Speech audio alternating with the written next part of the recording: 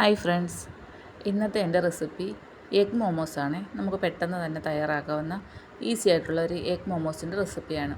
അതിന് ഞാൻ എടുത്തിരിക്കുന്നത് 1.5 കപ്പ് മൈദയാണ്. നിങ്ങൾക്ക് 1 കപ്പ് മൈദയും 1/2 കപ്പ് ഗോതമ്പ് പൊടിയും ചേർത്തും ഉണ്ടാക്കാം. കാരണം ഞാനിപ്പോൾ ഉണ്ടാക്കി നോക്കിയതിൻ്റെ ഇതിൽ ഞാൻ പറയുവാണ്. മൈദയാകുമ്പോൾ നമ്മൾ വെള്ളം ചേർക്കുമ്പോൾ അത് നന്നായിട്ടങ്ങ് കുഴഞ്ഞു പോകും. അതേസമയം അതിൻ്റെ കൂടെ അല്പം ഗോതമ്പ് പൊടിയും എണ്ണയും കൂടെ, അല്ലെങ്കിൽ എണ്ണയ്ക്കകത്ത് മാത്രം, ഞാൻ വെള്ളം ചേർത്തപ്പോഴാണെന്നും തോന്നുന്നു ഒന്നുകൂടെ അങ്ങ് നന്നായിട്ട് കുഴഞ്ഞു പോയത്. എണ്ണ ചേർത്തപ്പം വലിയ കുഴപ്പമില്ലായിരുന്നു. ഞാൻ കുറച്ച് ഗോതമ്പ് പൊടി ലാസ്റ്റ് ആഡ് ചെയ്യുന്നുണ്ട്. കാരണം കുഴയ്ക്കുന്നതിനനുസരിച്ച് ഇതങ്ങ് ഒട്ടി കയ്യിൽ പിടിക്കുമായിരുന്നു. ഫിനിഷായി കിട്ടുന്നില്ല. മൈദ അങ്ങനെ ആണല്ലോ. പിന്നെ ഞാൻ കുറച്ച് ഗോതമ്പ് പൊടിയും കൂടെ ആഡ് ചെയ്ത് കുറച്ച് സൺഫ്ലവർ ഓയിലും കൂടെ ചേർത്താണ് ലാസ്റ്റ് കുഴച്ച് ഫിനിഷ് ചെയ്തെടുത്തിരിക്കുന്നത്. വേണ്ട, കുറച്ച് ഗോതമ്പ് പൊടി ആഡ് ചെയ്തു. പിന്നെ അതിൻ്റെ കൂട്ടത്തിൽ വെള്ളത്തിന് പകരം ഞാൻ സൺഫ്ലവർ ഓയിലാണ് ചേർത്തത്. അപ്പം നിങ്ങളും അതങ്ങനെ ചെയ്താൽ മതി. ഗോതമ്പ് പൊടി ചേർക്കുന്നുണ്ടെന്നുണ്ടെങ്കിലും സൺഫ്ലവർ ഓയിലോ, മൈദ മാത്രമാണെങ്കിൽ സൺഫ്ലവർ ഓയിൽ ചേർത്ത് കുഴച്ചെടുക്കുക. വെള്ളം അല്പമേ ചേർക്കാവുള്ളൂ. ആവശ്യത്തിന് ഉപ്പും ചേർത്താണ് ഞാനിത് കുഴച്ചിരിക്കുന്നത്. ഞാനത് പറയാൻ വിട്ടുപോയി. ആവശ്യത്തിന് ഉപ്പ് ഞാൻ ചേർത്തിട്ടുണ്ട്. ഇതുപോലെ കുഴച്ച് നന്നായിട്ടൊന്ന് മസാജ് ചെയ്ത് റെഡിയാക്കി അടച്ച് മാറ്റി വെക്കുക. അടച്ചത് മാറ്റി വെക്കുക. ഇതിലേക്ക് ഞാൻ എടുത്തിരിക്കുന്ന ക്യാരറ്റും സവാളയും പച്ചമുളകും മുട്ടയുമാണ്. വേറെ പച്ചക്കറികളുണ്ടോ എന്നുണ്ടെങ്കിൽ നിങ്ങൾക്ക് ചേർക്കാവുന്നതാണ്.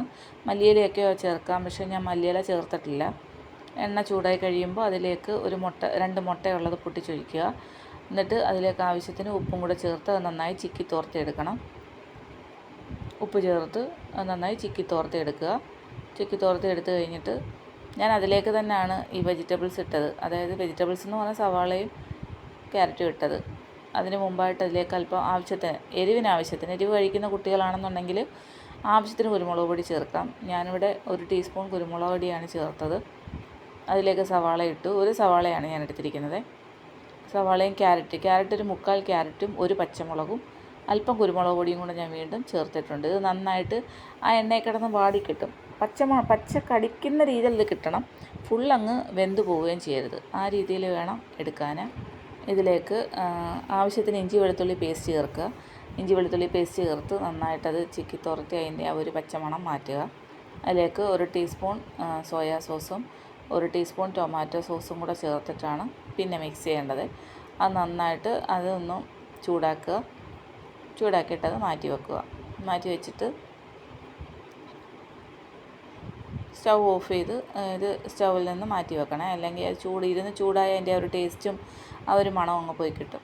ഇനി നമ്മൾ കുഴച്ച് വെച്ചിരിക്കുന്ന മൈദ ഉണ്ടല്ലോ, അത് കുറച്ച് പൊടി തൂവി ഇതുപോലെ പരത്തിയെടുക്കണം. ചപ്പാത്തിയിലോ ടേബിൾ ടോപ്പിലോ അതിട്ട് പരത്തിയെടുക്കുക. പരത്തിയെടുത്തൊരു ബൗൾ വെച്ചിട്ട് ഇത് ഷേപ്പിൽ കട്ട് ചെയ്തെടുക്കണേ.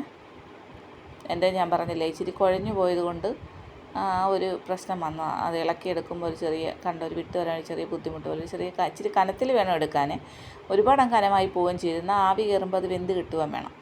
ആ രീതിയിൽ അങ്ങനെ ആ മാവെല്ലാം ആ രീതിയിൽ പരത്തി ഷേപ്പിലാക്കി ബൗൾ വെച്ചോ കപ്പോ എന്തോ പാത്രമുള്ളതെന്ന് വെച്ചാൽ ആ പാത്രത്തിൻ്റെ ഷേപ്പിൽ റൗണ്ടിലുള്ള പാത്രമായിരിക്കണം. അത്രയേ ഉള്ളൂ. അത് വെച്ചിട്ട് ഒരു അടപ്പോ എന്തെങ്കിലും വെച്ച് നമ്മളിതുപോലെ ഷേപ്പ് ചെയ്ത് എടുക്കുക. അങ്ങനെ ഞാനതെല്ലാം കൂടെ മാവെല്ലാം പരത്തി ഷേപ്പ് ചെയ്ത് കുറേ റൗണ്ടിൽ ഷേപ്പിലാക്കി എടുത്തിട്ടുണ്ടായിരുന്നു. ലാസ്റ്റ് ആയപ്പോഴാണ് പണി കിട്ടിയത്. ചില വീഡിയോ ഒക്കെ ഞാൻ നോക്കിയായിരുന്നു മോമോസിൻ്റെ ഡിസൈൻ. അയ്യോ, എങ്ങനെയൊക്കെ നോക്കിയിട്ടോ എനിക്ക് ഡിസൈൻ കിട്ടുന്നില്ല. അവസാനം ഞാൻ ഉള്ള ഡിസൈനിൽ ഒപ്പിച്ച് വെച്ചിട്ടുണ്ട്. ഇതുപോലെ എടുത്ത് നമ്മുടെ കുഴക്കട്ടയുടെ ആദ്യം ഞാൻ ഇങ്ങനെ ചെയ്ത് നോക്കി, പക്ഷേ റെഡിയായില്ല. അവസാനം ഞാൻ ഇതെല്ലാം കൂടെ ചുറ്റിക്കെട്ടി വെച്ചിട്ടുണ്ട്. അതുകൊണ്ടാണ് ഞാൻ ക്യാപ്ഷൻ കൊടുത്തേക്കുന്നത്, ലുക്കിലുള്ള കാര്യമെന്ന്. നിങ്ങൾക്കറിയാവുന്നവരാണെങ്കിൽ നിങ്ങൾ ആ ഡിസൈനിൽ ചെയ്യുക. കുട്ടികൾക്ക് എളുപ്പം ഉണ്ടാക്കി കൊടുക്കാൻ വേണ്ടിയിട്ട് ഒരു സ്നാക്സ് എന്നുള്ള രീതിയിലാണ് ഞാൻ ഈ വീഡിയോ ഇട്ടത്. നന്നായി ഇങ്ങനെ ഉരുട്ടി ഷേപ്പിലാക്കി എടുക്കുക. എന്നിട്ടത് ആവി കയറ്റി എടുക്കുക. ഒരു ഇഡ്ഡലിക്കുട്ടം എടുത്തിട്ട് അതിൻ്റെ തട്ടിൽ ചെറുതായിട്ട് എണ്ണ തടവി വേണം ഇത് വെക്കാൻ വേണ്ടിയിട്ട്, അല്ലെങ്കിൽ അത് ഒട്ടിപ്പിടിക്കും. മൈദയും കൂടെ ആയതുകൊണ്ട് പെട്ടെന്ന് ഒട്ടിപ്പിടിക്കും.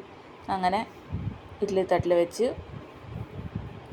ആവി കയറ്റി അത് നന്നായിട്ട് വെന്ത ഒരു പരുവമുള്ള നമ്മളെന്തെങ്കിലും ഫോർക്കോ വല്ലതും വെച്ചൊന്ന് കുത്തി നോക്കുവോ, അല്ലെങ്കിൽ മുകളിലൊരു ശകലം പിച്ച് നോക്കുകയോ വല്ലതും ചെയ്യുമ്പോൾ നമുക്ക് മനസ്സിലാവും അത് വെന്തിട്ടുണ്ടോ ഇല്ലയോ എന്നുള്ളത്. എന്നിട്ടിത് വേവിച്ചെടുക്കുക. എളുപ്പം ഉണ്ടാക്കാവുന്നതേ ഉള്ളൂ. എല്ലാവരും ട്രൈ ചെയ്ത് നോക്കിയിട്ട് തീർച്ചയായിട്ടും കമൻറ്റ് ബോക്സിൽ റിവ്യൂ അറിയിക്കണം. അടുത്ത റെസിപ്പിയായിട്ട് വീണ്ടും കാണുന്നവരെ ബായ്.